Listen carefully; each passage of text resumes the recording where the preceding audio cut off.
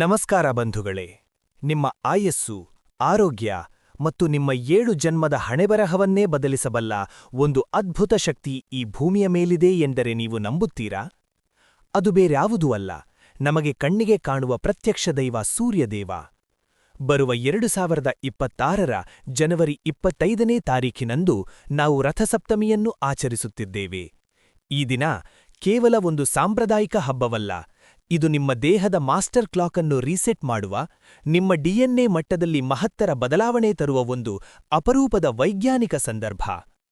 ಇವತ್ತಿನ ಈ ಸುದೀರ್ಘ ವಿಡಿಯೋದಲ್ಲಿ ನಾವು ಸೂರ್ಯವಿಜ್ಞಾನದ ಆಳವಾದ ರಹಸ್ಯಗಳನ್ನು ಬಿಚ್ಚಿಡಲಿದ್ದೇವೆ. ಕೇವಲ 7 ಎಲೆಗಳು ನಿಮ್ಮ 7 ಜನ್ಮದ ಪಾಪಗಳನ್ನೂ ಮತ್ತು ನಿಮ್ಮ ದೇಹದಲ್ಲಿರುವ ದೀರ್ಘಕಾಲದ ಕಾಯಿಲೆಗಳನ್ನು ಹೇಗೆ ತೊಡೆದುಹಾಕಬಲ್ಲವು?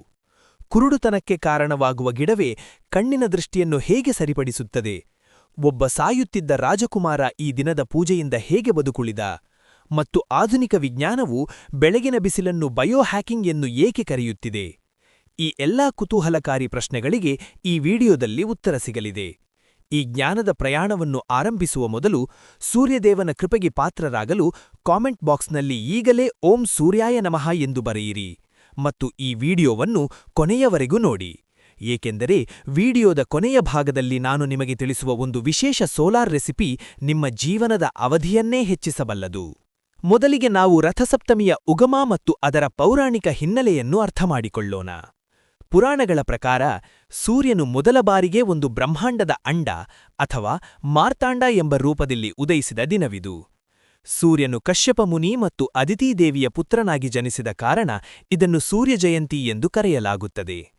ಇತಿಹಾಸದಲ್ಲಿ ಕಂಬೋಜ ಸಾಮ್ರಾಜ್ಯದ ರಾಜ ಯಶೋವರ್ಮನ ಕಥೆ ಬಹಳ ಪ್ರಸಿದ್ಧವಾಗಿದೆ. ಆತನಿಗೆ ಮಕ್ಕಳಿರಲಿಲ್ಲ. ಬಹಳ ಪ್ರಾರ್ಥನೆಯ ನಂತರ ಒಬ್ಬ ಮಗ ಹುಟ್ಟಿದರೂ ಆತ ಹುಟ್ಟಿನಿಂದಲೇ ತೀವ್ರ ಅನಾರೋಗ್ಯ ಪೀಡಿತನಾಗಿದ್ದ. ಎಲ್ಲಾ ವೈದ್ಯರು ಕೈಚೆಲ್ಲಿದಾಗ ಒಬ್ಬ ಜ್ಞಾನಿ ಋಷಿಗಳು ರಾಜನಿಗೆ ರಥಸಪ್ತಮಿ ವ್ರತದ ಮಹತ್ವವನ್ನು ತಿಳಿಸುತ್ತಾರೆ. ಆ ಬಾಲಕ ಈ ವ್ರತವನ್ನು ಶ್ರದ್ಧೆಯಿಂದ ಆಚರಿಸಿದ ತಕ್ಷಣ ಅವನ ರೋಗಗಳು ಮಾಯವಾಗಿ ಆತ ಒಬ್ಬ ಬಲಿಷ್ಠ ರಾಜನಾಗಿ ಬೆಳೆಯುತ್ತಾನೆ.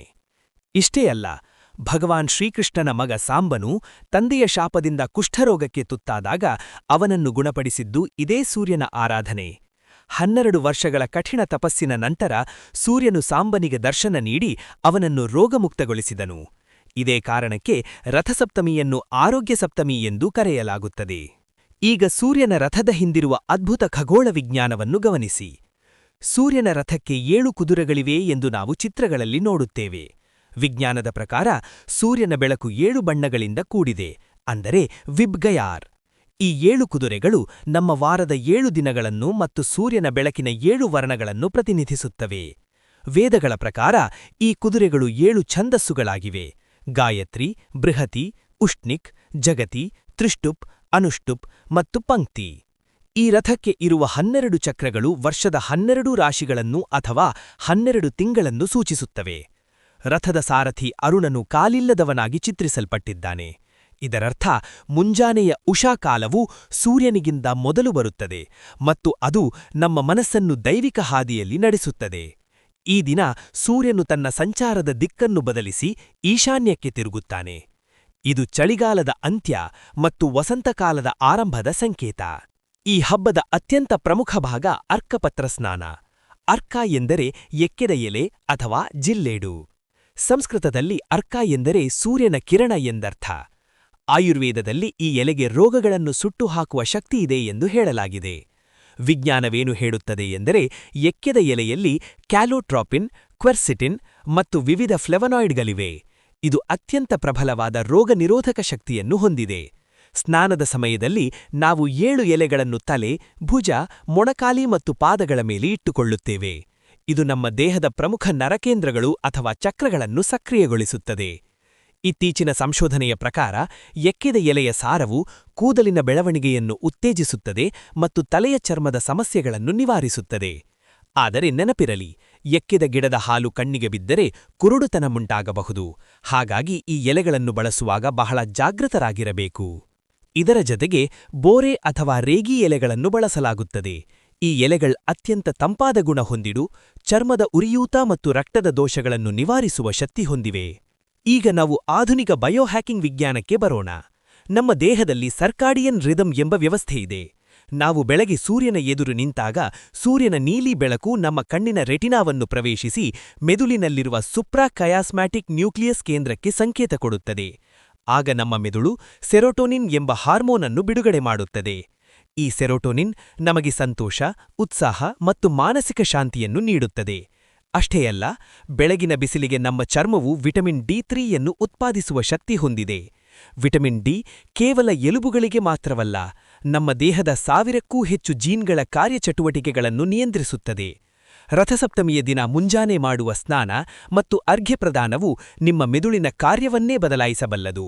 ಸೂರ್ಯನ 12 ಹೆಸರುಗಳನ್ನು ಪಠಿಸುವುದರಿಂದ ಮಿತ್ರ, ರವಿ, ಸೂರ್ಯ, ಭಾನು, ಖಗ, ಪೂಷನ್, ಹಿರಣ್ಯಗರ್ಭ, ಮರೀಚಿ, ಆದಿತ್ಯ, ಸವಿತಾ, ಅರ್ಕ ಮತ್ತು ಭಾಸ್ಕರ ನಿಮ್ಮ ಮನಸ್ಸಿನಲ್ಲಿ ಏಕಾಗ್ರತೆ ಮತ್ತು ಆತ್ಮವಿಶ್ವಾಸ ಹೆಚ್ಚಿಸುತ್ತದೆ. ಭಾರತದ ಸೂರ್ಯ ದೇವಾಲಯಗಳು ಇಂದಿಗೂ ಒಂದು ಅದ್ಭುತ ವಿಸ್ಮಯಗಳಾಗಿವೆ. ಆಂಧ್ರಪ್ರದೇಶದ ಅರಸವಲ್ಲಿ ದೇವಾಲಯವು 7ನೇ ಶತಮಾನದಲ್ಲಿ ನಿರ್ಮಾಣವಾಗಿದೆ. ಈ ದೇವಾಲಯದ ಶಿಲ್ಪಕಲೆ ಎಷ್ಟು ನಿಖರವಾಗಿದೆ ಎಂದರೆ ವರ್ಷಕ್ಕೆ 2 ಬಾರಿ ಸೂರ್ಯನ ಕಿರಣಗಳು ದೇವಾಲಯದ 5 ದ್ವಾರಗಳನ್ನು ದಾಟಿ ನೇರವಾಗಿ ಸೂರ್ಯನಾರಾಯಣ ಸ್ವಾಮಿಯ ಪಾದಗಳ ಮೇಲೆ ಬೀಳುತ್ತವೆ.